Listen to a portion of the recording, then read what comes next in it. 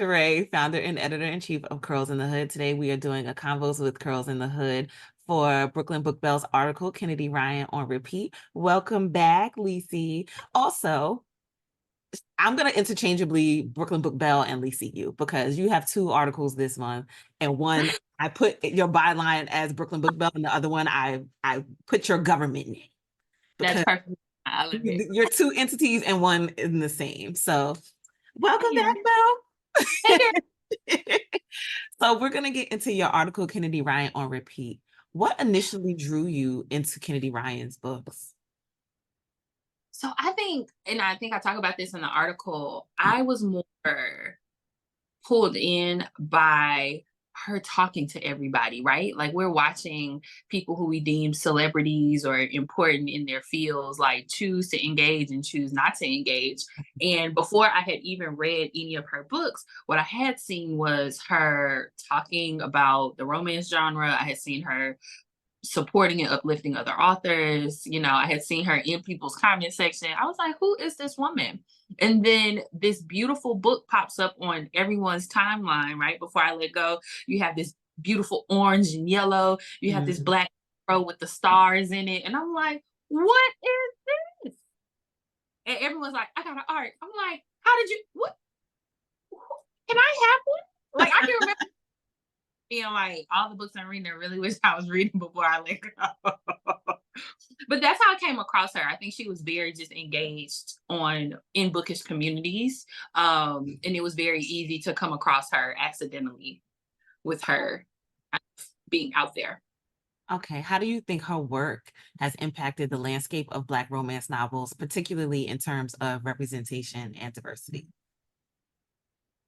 So I think I'll speak my honest truth. I was very afraid to read Kennedy's work because it always looked like a fair skinned man, racially and big gentleman. And I feel like I even made a TikTok about it. I was like, oh my God, the only person who can give me a read about a white man is Kennedy Ryan. She was like, he's biracial. I was like, oh, my bad. Like, you know what I mean? And so I was very much like, I read Black romance. My main characters both need to be identified as Black. Like, I'm very serious about that. And so it was tough for me to get into her catalog because again, I had this bias going into it that she didn't write Black romance. Okay, that's very honest and very real. And I think if we love something, we need to be able to critique it, right? And so, in what ways do you believe Kennedy Ryan's books challenge traditional narratives within the romance genre, particularly concerning race, gender, and relationships, to your point, right? Like you are somebody that is 10 toes down on Black love being phenotypically Black love, right? Because we can like race base the biracial thing, but we already know how that goes, right? You can be biracial and phenotypically white, and you Right. can be biracial and phenotypically Black. So one, I think Kennedy is just a damn good storyteller, right? And so it was an eye-opening experience to be like, oh, her cast are very broad in how she writes them. They're very much so we can take the Skyland series, right? You have a Black woman, you have a Latino woman, and I don't even know, I can't remember what the other friend's background is, but she has this diverse way of still telling a very interesting story, but it's also always centered in Blackness in some way. So it kind of like broadened my ability to be like, what is a Black story? How do we show up in these broader spaces? And I think she does it really, really seamlessly and well. So you're not even like, I think you and I have had dialogue around, the light skin narrative or the this or the that. She does her stories are not so set around the race and the oppression of the thing. It's more so based on the story of the thing. And you kind of glass over this idea of what, this story is. I really hope I'm not rambling, but she does it very well. Then you're sitting there and you're like, oh shit, I'm going up for the biracial man, or oh shit, I didn't know, and it catches you off guard, especially when, like I said, I read 98% Black stories. Like, so I think her writing overall is just so humanly beautiful that you forget where these characters are coming from and you're just focused on the story, which is beautiful. Okay, because that was gonna be my next question, like, what did you find most compelling about her writing style and how it contributes to her success as a romance novelist? So I say that Kennedy does a very good job of using very current situations and narratives to make a dynamic story. And she doesn't do it in this way of faking the funk. I really feel like she's watching and she's culturally so tapped in that you're going to see something you saw on TikTok. You're going to hear a song that's relevant. You're going to visit a place that's open and current right now. Like she just wraps you into this very realistic space, and that's what I find so intriguing about her. I'm like, oh shoot, this feels like me and my friends today, right now. Like everything that's happening in this world is something that's so real and so believable. That again, it she has an approach to writing humans that I feel like other people miss. It's Okay. very current now. All right. Yeah. And so do you think though, I mean, I love the fact that she explores social justice themes and current events Mhm. and Mhm. like she's on top of popular culture in the moment. How do you think that would impact her catalog 20 years from now? Is this going to then be the thing that is dated and you don't go back and reread a la other authors? If it's is it so specific? No, I don't think so because it's kind of like a what is it called? What do we call Zora Neale Hurston? A person who is Like like an anthology, like an anthropologist. right. She's very much like a current culture anthropologist in how she writes. And so I feel like if a person was to pick up one of these books in 20 years, they would know the music, they would hear the sounds, they would feel the community, they would see the clothes, they would, you know, pick up on a lot of the things that we were going through, taste the food, smell it. Like that's just right. So I do think that there's an anthropological approach to how she writes. And I don't even know if she's ever said that. Like, you know what I mean? I think she's just tapped in and she's doing the thing, but she's just happened to be doing it very beautifully. Okay. And how do you Mhm. see the reception of her books among Black readers? And what do you think contributes to their overall popularity? Is it that tapped inness? So I think I have 2 points. And again, I have to be very honest, right? I do think that it is her tapped inness. But I also think because she's so tapped in and so much on social media that there's a lot of bandwagoning happening, and I don't even think people are Mm, really talking about some of the tropes and the themes in her work in a realistic way. It's very much it's become a fandom. You know what I mean? okay. Like, and She has a hive, so to speak. yes, yes, and Okay. so in the way that people um do not want you to talk bad about a Sarah J. Maas or Colleen Hoover. I feel like Kennedy is moving into that atmosphere, right? Into to that large of an artist. I think she keeps her online presence very down home, but I'm like, you're in a different stratosphere now. This is different. Like people are talking about your books in spaces again, like the Sarah J. Masses and the Colleen Hoovers, Mhm. not as big yet, but on its way, right? We're getting reprints of her back catalog. Like Okay. traditionally, you know, like it's a bigger thing than just like I said, like this small niche black book talk thing, which is what I think it was with Before I Let Go. But we were so excited about it and we talked about it so much that it would be that book that was kind of like the crossover. It had that crossover feel. Okay. Okay. You know, it's You want funny. in? Here you go. It's funny you say that. I actually had a conversation with Avery J a few months ago about the what I call like the Issa Rae effect, right? Where she went from the awkward Black girl to like insecure Issa. Mhm, And mhm, I was like, she's no longer awkward Black girl, Adventures of an Awkward Black Girl, Issa Rae, right? Like she's the it girl now. And yes.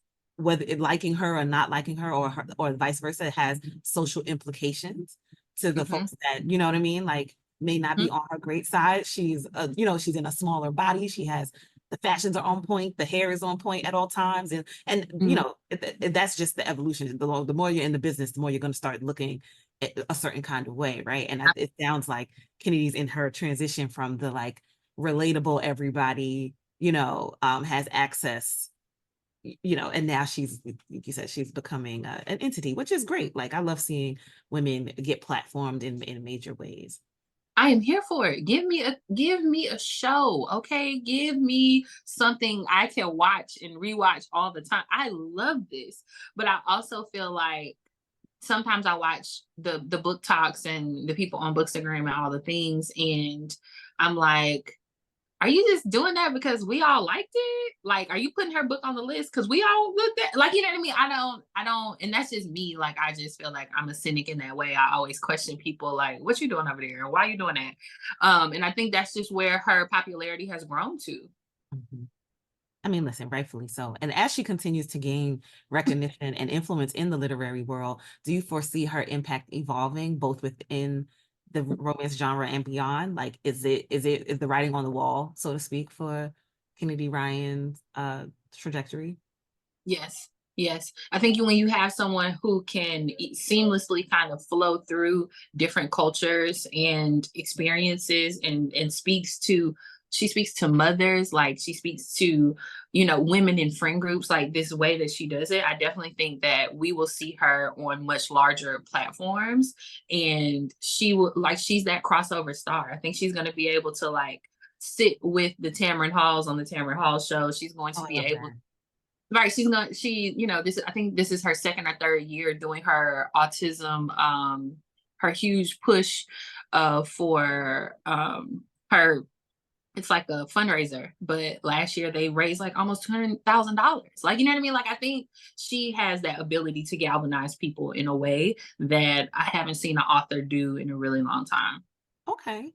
Okay. Mhm. And then if someone had never read any Kennedy Ryan books and you had to give them three to start with, name them. Oh, it's gonna be Before I Let Go for sure. The second one that I read by her was Long Shot because I was like, "What's happening over there?" With, and again, I said it was a white man on the cover. He wasn't white, my bad. But that book made me be like, "Whoa, what's happening over here?" And then the last one would be the second in the Skyline series, This Could Be Us, because I'm just so smitten with this world and these characters, and I feel like once you read one, you're not going to be done. So I think Long Shot kind of loops you into her other worlds that she's created, and then if that book catches your attention, then you'll want to experience her other books. Um, but Before I Let Go is I think that's the key to the kingdom. Like, you have to go through that to get to everywhere else. Okay, I love that. So I have a confession. Remember last time you were like, "Are you gonna judge me? Is this a judgment-free zone?" Remember that? Remember in our first conversation because you had not read Children of Blood and Bone? I didn't, or I DNF'd it. Yeah, whatever. Yeah. Shameful behavior. Um, I've All not good. read a single Kennedy Ryan book. That's And you've gifted me Before I Let Go. And it's I, not because I don't want to read it. It's just because my house is a haven of books that are unread right now. And for the past maybe 6 months, like I just am not bringing another book in this house. And I had the nerve to buy like 6 or 7 classics the last. You remember when I went on my thrift book spree of buying books that are no longer in print. Um, and so yeah, it's I on my like it. to-do list by the end of this year. It's I'm not, where it's at in your house. I see it every time I come over. I'm like, it oh is. It's wow. right there. It's like it's right on my coffee table. Like, but it's not. I've not touched it yet. There's so much to read and catch up with. Yes, I also love, like, having people read things after the popularity has kind of like trickled off, right? Because it kind of reignites your excitement of the thing as a friend is doing the thing. And it's like, oh, it's no longer this big conversation. Will this, I think that's what starts to show you, is this work? And that could be a TV show, a book, music. Will that stand the test of time? Like, after people are like, oh, it's quiet now. Let me go dip my toe in it. Oh yeah, yeah, yeah. No, it's not. It's definitely not because of anything other than me having entirely too many books to read. No. And I'm a serial rereader, and sometimes that keeps me from reading new books because I manage Uh-oh. my anxiety and other things I have going on by like that comfort that comes with knowing Mhm. the character already, or knowing the, like, it taking me back to these like safe spaces. So she's on my what did you guys call it? TBR. She's on Yeah. my Are. And when you get to it, I feel like, I'll be totally there to be like, "What'd you think?"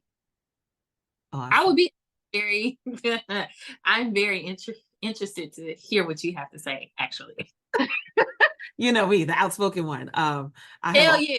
I have all the feelings about all the things all the time. But I'm excited to read it because I want to catch up with you guys in the book club for This Could Be Us. I know you read it already. We talked about the things. But I wanna be in the hive. Or what is her hive's name? Like, what is her fandom? Is there a name? She needs one, baby, because they travel for Kennedy, honey. They're getting they traveling to see Miss Kennedy, honey. You love to see it. They're like, "I came to New York. I want to go far." Yeah, book girls are funny, yo. Like, love Oh, it. but I love that. I love that. I think you find community however, wherever you can, especially Oh, as an adult. And for book girls, especially OG book girls, the girls that were reading instead of going outside when we were kids. You know what I mean? Like they didn't want to play outside; they wanted to be with their books. And then you find yourself an you're adult my and make friends, and you don't really have those social skills because you were the kid that was inside with your book instead of outside learning how to jump double dutch. I'm not talking about myself. No.